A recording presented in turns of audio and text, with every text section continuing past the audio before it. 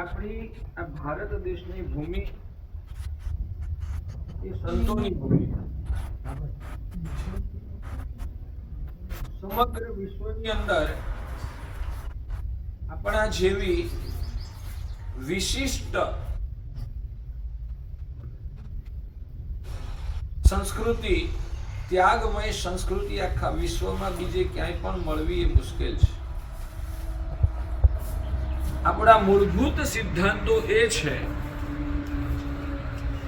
કે ઓછી જરૂરિયાતમાં વધારે સુખમય જીવન જીવવું એ આપણી સંસ્કૃતિ શીખવાડે છે. જ્યારે પશ્ચિમી સંસ્કૃતિની અંદર ભોગવાદની જ પ્રધાનતા છે. ખૂબ ભોગવો, ખૂબ પદાર્થોનો ઉપયોગ કરો અને ભૌતિકતાવાદનો વિકાસ કરો, પણ વધારે પદાર્થોનો ભોગવટો કરી થોડુંક સુખ, ખુશી કે આનંદ મળે એ સંસ્કૃતિને શ્રેષ્ઠ સંસ્કૃતિ ક્યારેય ના કહેવાય. થોડી જરૂરિયાતમાં ઘણો આનંદ મેળવી શકાય એ શ્રેષ્ઠ સંસ્કૃતિ છે.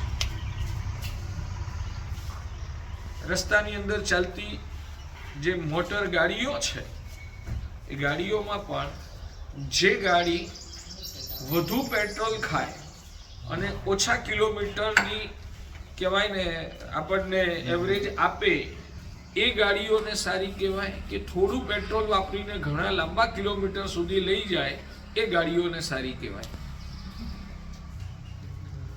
જે ભોજનમાં ઘણું ખાઈ અને થોડી શક્તિ આવે એ ભોજનને સારું કહેવાય, કે થોડું ખાઈને ઘણી શક્તિ આવે એ ભોજન સારું કહેવાય.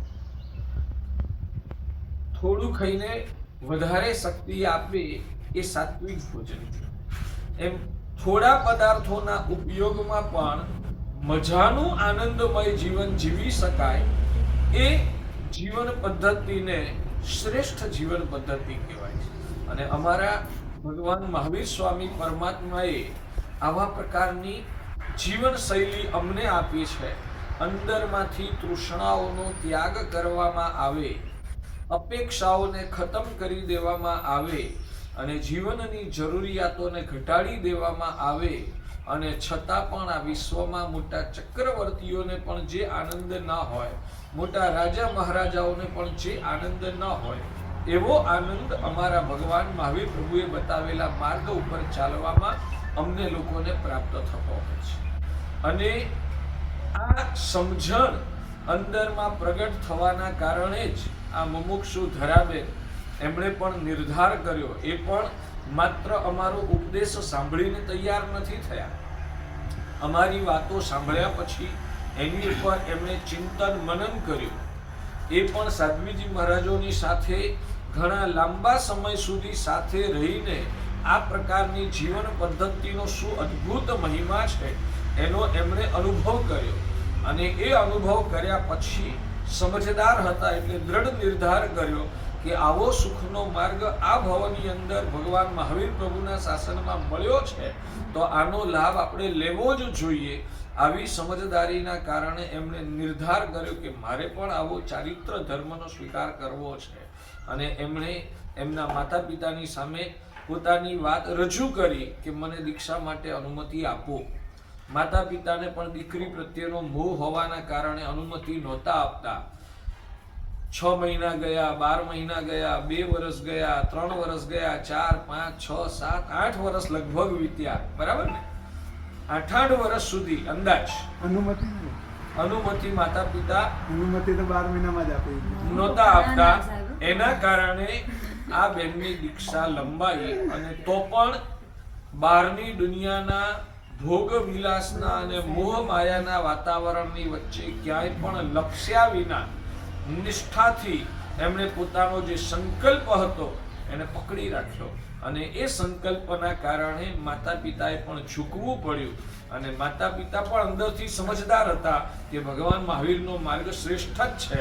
એટલે છેલ્લે એમણે પોતાના મોહને ઓગાળી અને દીકરીને ચારિત્ર માટે સંમતિ આપી.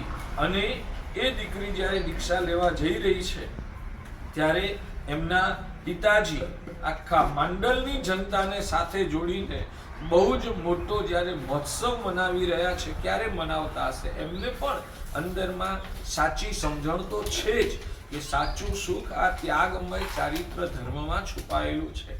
અને એક વાત તમને કહું કે બહારના સુખોનો જ્યારે ત્યાગ કરવામાં આવે છે ને, ત્યારે અમારા ભગવાન મહાવીર સ્વામી પરમાત્મા એમ કહે છે કે અંદરમાંથી જ, આત્મામાંથી જ સુખ પ્રગટ થાય છે. અને આત્મામાંથી જે સુખ પ્રગટ થાય છે એટલું ઉચ્ચ ક્વોલિટીનું હોય છે કે આ દુનિયાના ભૌતિક પદાર્થોના ભોગવટામાં અંદરના જેવો આનંદ ક્યારેય પ્રગટ થઈ શકતો નથી. એટલે એમના માતા પિતાને પણ ભગવાન મહાવીરના માર્ગ ઉપર શ્રદ્ધા હતી, એટલે છેવટે એમણે પણ આશીર્વાદ આપ્યા. અને આજે એમની દીકરીને જ્યારે ચારિત્રના પંથે મોકલી રહ્યા છે, ત્યારે એનો ઉત્સવ અને એની ખુશી, એમાં આખું ગામ અને આખો સમાજ સહભાગી બને એવા ઉલ્લાસથી જ્યારે આ દીક્ષા જીવનનો એક મંગલ અવસર માંડલની પવિત્ર ધરતી ઉપર જ્યારે આવ્યો છે, તો આખું ગામ આ તત્વને સમજવા દ્વારા આ જે ધરાબેન ચારિત્રના માર્ગે જઈ રહ્યા છે એનું આલંબન લઈ અને સમાજ પણ સંસ્કારી બને, સદાચારી બને અને જીવનમાં જરૂરિયાતોને ઘટાડવા દ્વારા, અંદરની તૃષ્ણાઓને ઓગાળવા દ્વારા સમાજ પણ એમના જીવનમાંથી સંદેશ અને પ્રેરણા પ્રાપ્ત કરીને આખા સમાજનું ઉર્ધ્વીકરણ થાય. એ માટે આ ધરાબેનનો આજે દીક્ષાનો અવસર એ આખા સમાજનું કલ્યાણ કરનારો બને એવી અમારી અંતરથી અભિલાષા અને આખા ગામ અને સમાજના તમામ પુણ્યાત્માઓને અમારા આશીર્વાદ.